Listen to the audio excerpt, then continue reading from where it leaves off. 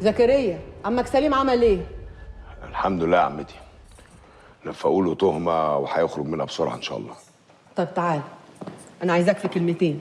معلش يا عمتي، بعد اذنك بلاش كلمتين دلوقتي، انا راجع ومشاكل الدنيا كلها فوق راسي. لا يا حبيب عمتك، معلش عشان خاطري. خلي مشاكل الدنيا تزيد مشكله كمان. تحت امرك يا عمتي. قولي لي ايه مشاكلك؟ يعني كنت عايزه اعرف، زين اخويا قبل ما يموت ما اتكلمش عن وصيه، ما قالش حاجه عن ميراث كده يعني. ميراث ايه يا زينب؟ من امتى يعني العطارين بيفرقوا ورثهم؟ طول عمره كان في ايد زين الله يرحمه، وبعد كده هيبقى في ايد الكبير من بعده. يا حبيبي يا اخوي، الله يرحمك يا زين. ما هو عشان مات وما قالناش مين الكبير. أنا بقول نوزع الميراث بينا وكل واحد ياخد نصيبه. بس زين الله يرحمه قبل ما يموت قعد معايا وقال ان زكريا هيبقى هو الكبير من بعده. لا والله يا حبيبتي يا رايقه انت، طبعا مين هيشهد للعروسه؟ خلي بالك من كلامك يا زينب، ما تقولي حاجه يا حاج صبري، انا عامله حساب لوجودك برضه. عيب يا زينب الكلام ده دلوك، عيب. عيب؟ ما عيب الا العيب يا صبري. يا اخويا خليك انت نايم في العسل ملك انت لحد ما يطبخوا الليله ونطلع احنا من المولد بلا حمص. قلت لك عيب. الموضوع ده هيخلص دلوك وهنتفقوا.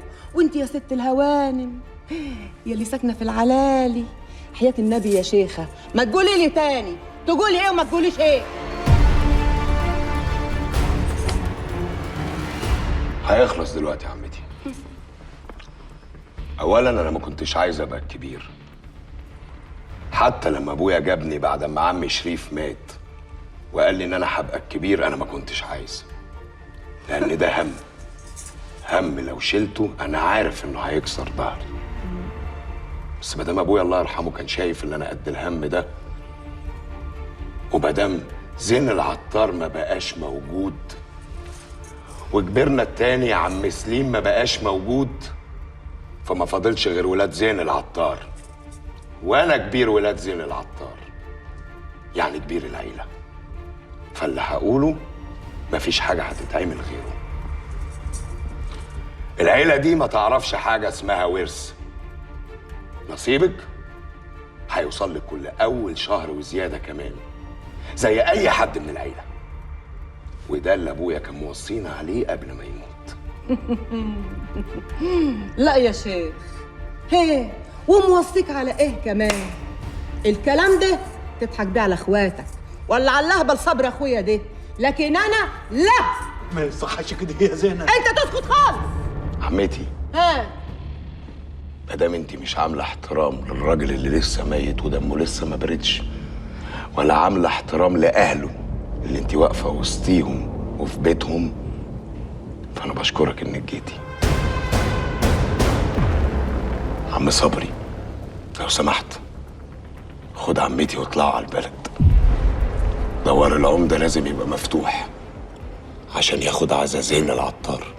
عندك حق يا ولدي، بينا يا جماعه على الدوار. لا، زينب العطار ما تطردش يا ود زين. انا ما طردتكيش يا عمتي، انا ما طردتكيش، انا بتكلم في الاصول. وبدل ما كنت تيجي وتتكلمي في ورث كان من باب اولى تيجي عشان تقري الفاتحه على روح اخوك اللي لسه ميت. ولا انت كنت بتتمني له الموت؟ انت اتجننت ولا ايه يا ولد؟ انا كنت عارف ان في ناس كتيره قوي طمعانه في فلوس زين العطار، لكن عمري ما كنت اتخيل ان اول حد يطمع فيه ياخده.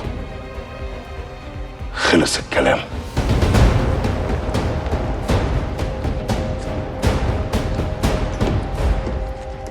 لا يا واد زين، الكلام ما خلصش يا حبيبي، الكلام هيبتدي دلوقتي.